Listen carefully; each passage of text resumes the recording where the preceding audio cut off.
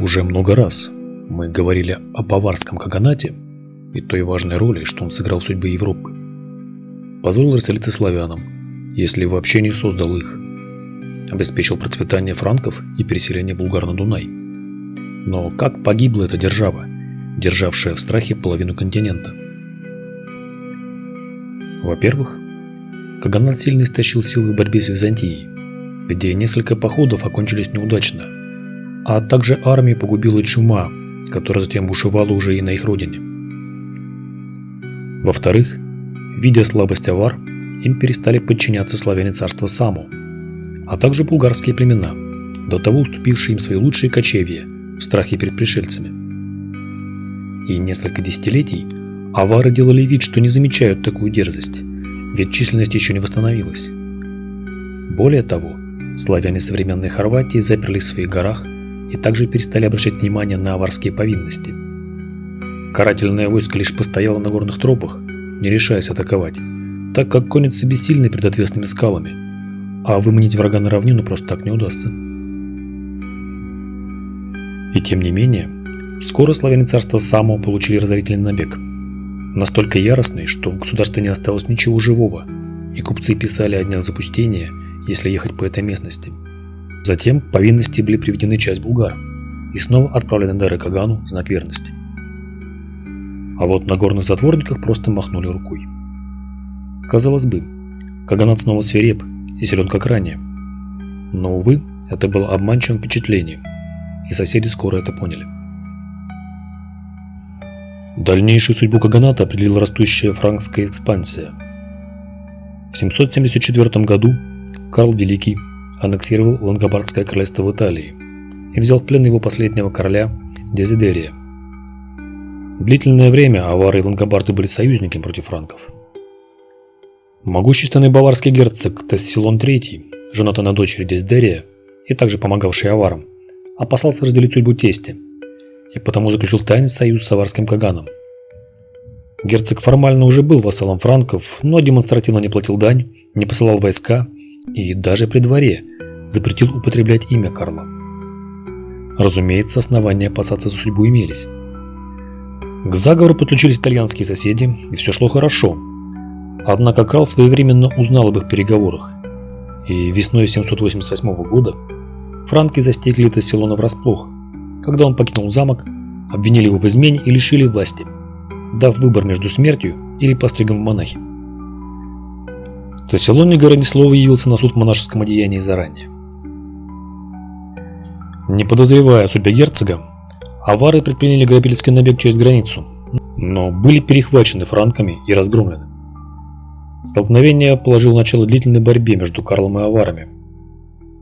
По свидетельству Эйнхарда, эта война, продолжавшаяся с 791 по 803 год, была самой большой и ожесточенной после саксонской и потребовала серьезных издержек. Карлом двигала не только месть, но и жажда завладеть легендарными сокровищами, принадлежавшими аварам. Опорой войска франков всегда была мощная пехота, помимо копий вооруженная еще и метательными топорами францисками. Но для войн с аварами Карл подверг все реформам. Создал мощную бронированную конницу, как и у врага, личную гвардию, закованную в железо до глаз, так что хронисты восхищенно пишут о том, что вид войска внушал почтение. Сверкая на солнце, текла стальная река из конных рыцарей. Под голубыми знаменами ехал сам огромный Карл Великий, чей рост составлял 192 сантиметра, а рядом его железная гвардия, куда также не брали воинов ниже 182 сантиметров. Эти данные остались в веках и опровергают миф о низкорослых рыцарях средних веков. В конце августа 791 года Карл собрал в Регенсбурге мощную армию, состоявшую из самих франков, а также баварцев, тюрингов, фризов и саксов. Разработанный советниками короля план предусматривал одновременное вторжение двумя колоннами, каждая из которых должна была двигаться по своему маршруту вдоль правого и левого берега Дуная. Армию должны были сопровождать корабли речной флотилии, перевозившие запасы провианта и другие припасы. Группировкой, наступавшей вдоль северного берега Дуная, командовал Камит Теодорих, прославленный военачальник и родственник короля. Сам Карл возглавил армию, продвигавшуюся вдоль южного берега Дуная. И еще одна армия во главе с его сыном Пипином, королем Италии, должна была нанести удар в тыл вражеских владений со стороны Фриули. Недалеко от Чивидаля Пипин одержал над аварами победу и захватил множество пленных. В это время Карл занял аварские пограничные укрепления вдоль реки Рабы, а затем продвинулся вниз по Дунаю вплоть до Венского леса. Авары отступали, не оказывали сопротивления и уничтожали с собой все, что только годилось в пищу. Они еще раз показали себя опытными воинами, которые даже в условиях ослабленности могут найти выход из положения. Вскоре от бескормицы у франков начался падеж лошадей. В начале ноября, так и не сумев навязать противнику решающее сражение, Карл вернулся с богатой добычей в Регенсбург. Авары ликовали. Враг посрамлен и не скоро еще вернется. Но, ожидая новых атак, авары искали союзников, но никак не находили их. А в это время франки уже заручились поддержкой славян Карантании, которые также выйдут из своих горных крепостей, попробовать аварское золото на прочность. Вся Центральная Европа ополчилась на злых кочевников. Лишь саксы, также одинокие в борьбе с франками, обещали помочь, но сами были под тяжелой франкской пятой. В 791-793 годах Карл готовился к новому походу. Франки создали ряд укреплений в Камагене, современный Тульн в Австрии, и Элиум-Цетюме, современный Санкт-Пельтен, при помощи которых они могли контролировать долину Дуная. Для переброски войск было начато строительство канала, соединявшего Рейн и Дунай. Эти приготовления так и остались незавершенными, поскольку осенью 793 года вспыхнуло новое восстание в Саксонии, и собранную для похода армию пришлось перебрасывать на Нижний Везер. В 796 году король Италии Пипин и фривольский марграф Эрик вместе с хорутанским князем Воиномиром предприняли удачное вторжение в Паннонию. Почти не встречая сопротивления, франкские войска достигли резиденции Кагана у слияния Дуная и Тисы, возможно, на месте современной Тимишоары, и их никто не встретил. Огромный хринг из тройного кольца стен, за которым находились ремесленники и рабы, авары предпочли оставить, чтобы собраться вместе для решительного отпора, когда уже столица не имеет значения. Взяв и разграбив город, франки на 16 телегах вывезли в Ахен захваченную огромную добычу – золото и драгоценные камни, больше, чем у кого-то еще в мире. Сокровища аваров, накопленные за несколько столетий, грабежом и данями, позволили Карлу до конца жизни не экономить при строительстве дворцов. Часть добычи он раздал приближенным и пожертвовал папе, храмам и монастырям. Что-то еще произошло у авар. По каким-то причинам началась гражданская война.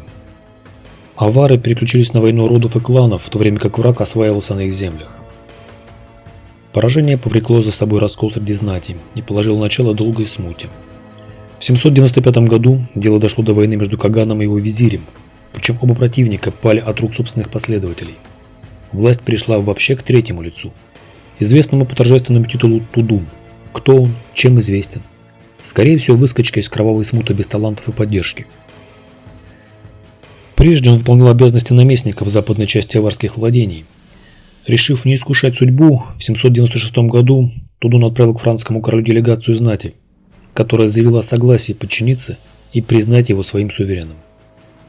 В том же году Тудун лично отправился в Ахен, принес Карлу клятву верности и согласился принять крещение сам и крестить свой народ. Конечно же, это была уловка и передышка. Уже в 797 году среди авар вспыхнуло восстание, безжалостно подавленное Эриком марграфом Фриули. Франки перебили большинство мужчин зрелого возраста, чтобы преподать урок, как поступали ранее с саксами. Но в 799 году произошло новое восстание, в котором Эрик и марграф Баварский Герольд погибли, попав в засаду мятежников. Месть удалась, и авары не унимались. Они поставили на карту все и свои жизни. Им удалось сбросить франкские гарнизоны и перейти в наступление, но ненадолго. Несмотря на одержанные успехи, восстание вновь было подавлено. Излишне говорить, что после такого у авар остались лишь старики, дети и женщины. И все равно они попробовали снова. Последняя попытка сопротивления была предпринята в 803 году и также завершилась неудачей. Они убили двух сборщиков дани – Кадалаха и Гатерана. Карл послал крупные силы, которые из Баварии двинулись на Паннонию. Авары вновь были разбиты, разгромлены. Жалкое войско авар, собравших последние кровь и былых сил, было просто втоптано в грязь копытами франкских рыцарей. Франки привели к власти нового Тудуна, который присягнул на верность королю. Воспользовавшись упадком каганата, в 804 году булгарский хан Крум подчинил юго-восточную окраину бывших аварских владений Трансильвании и Паннонии. Таким образом, занимая некогда аварами территорию, разделили франки и булгары. После 827 года граница между ними прошла по среднему Дунаю. Болгарское вторжение стало дополнительным фактором, побудившим аварскую знать искать у франков покровительства и защиты. Булгары были еще более жестоки к прежним хозяевам и не стремились сохранять им жизни или ремесла при малейшем сопротивлении. Все было кончено давно. Авары смирились с поражением, приняли христианство и вассалитет франков. В 805 году новоокрещенный Каган Теодор предстал перед императором в Ахене и получил от него владение область с центром в Саварии, ныне город Сомбатхей, Венгрии. Жалкие остатки некогда обширной аварской державы, его преемники Авраам и Исаак вместе с крещением принимали на себя обязательства франкских вассалов.